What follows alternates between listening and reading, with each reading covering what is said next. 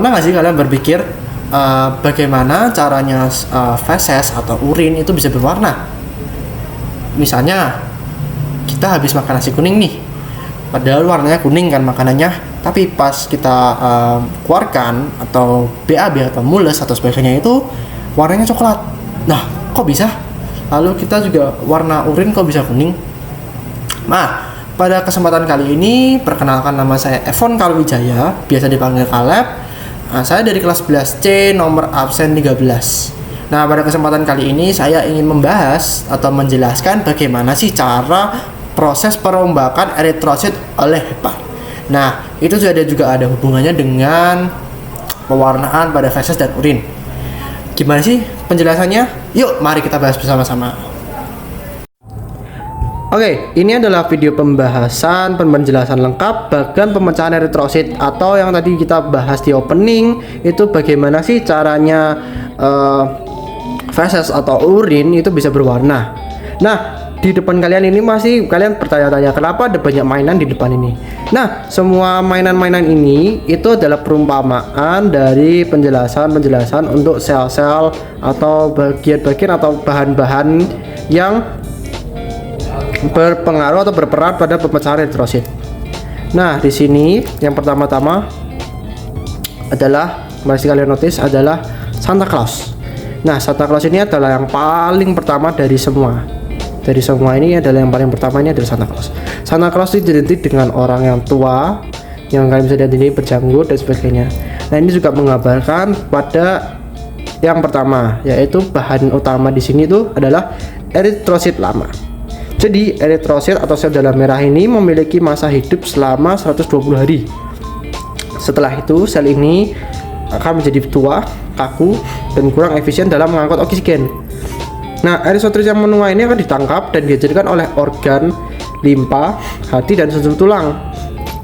Proses ini disebut hemolisis fisiologis, yaitu penghancuran alami sel darah merah oleh tubuh sendiri.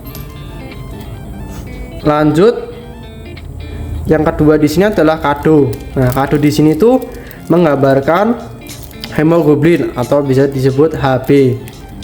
Nah, ketika eritrosit yang tadi itu dihancurkan, isinya di dalamnya itu ada hemoglobin yang akan dilepaskan. Hemoglobin ini adalah protein kompleks yang bertugas membawa oksigen dari paru-paru ke seluruh tubuh dan membawa karbon dioksida kembali ke paru-paru. Hemoglobin ini terdiri dari dua komponen utama, yaitu Fe dan juga globin. Fe di sini itu adalah zat besi warna biru ini. Nah, zat besi itu adalah warna mobil warna biru ini juga. Nah, zat besi ini dilepaskan dari heme dan tidak dibuang. Sebaliknya, tubuh akan mendaur ulang zat besi ini. Zat besi ini akan diangkut oleh protein transferin dan disimpan dalam hati, langsung dikirim ke sumsum tulang. Di sumsum tulang ini digunakan kembali untuk membentuk eritrosit baru sebagai bahan baku pembuatan hemoglobin baru.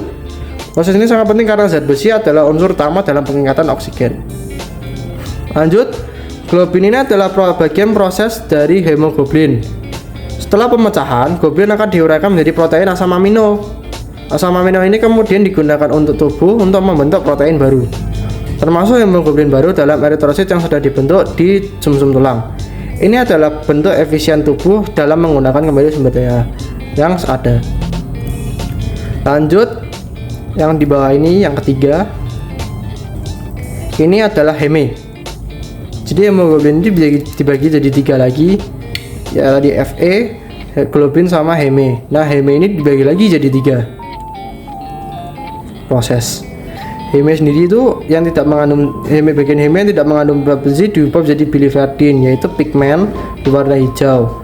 Proses ini dibantu oleh enzim oksigenase. Nah, lanjut dari ini diproses lagi jadi biliverdin. Nah, biliverdin ini kemudian dikonversi jadi bilirubin, pigmen kuning, oleh enzim reduktase. Bilirubin inilah yang sering diasosiasikan dengan warna kuning yang pada penyakit kuning erectus bila menumpuk dalam darah. Lanjut, yang ketiga adalah bilirubin. Nah, bilirubin ini bersifat tidak larut air, maka ia akan dibawa ke hati dan dikonjuksi digabungkan dengan asam glukuronat akan menjadi larut air.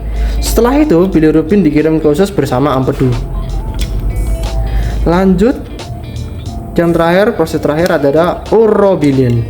Nah, mobil yang warna ini di usus, bilirubin yang ini, bilirubin akan diubah menjadi bakteri usus menjadi urobilinogen yang sebagian diserap kembali ke darah lalu dikeluarkan melalui urin sebagai urobilin, memberi warna kuning pada urin. Jadi ini adalah contohnya warna kuning urin, dan sebagian lainnya dikeluarkan bersama feses sebagai sterkobilin.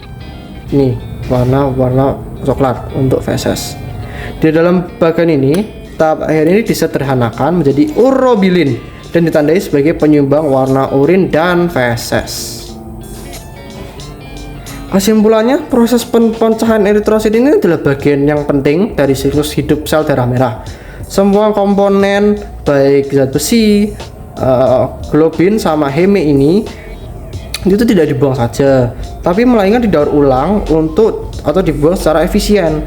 Hal ini menunjukkan bagaimana tubuh menjaga keseimbangan dan efisiensi dalam sirkulasi darah. Oke, untuk mungkin sekian saja di penjelasan saya. Masih. Jadi gimana? Sudah paham oleh penjelasan saya tentang perombakan eritrosit oleh hepat atau hati? Sekian saja penjelasan saya, semoga bermanfaat dan terima kasih banyak setelah menonton sampai akhir.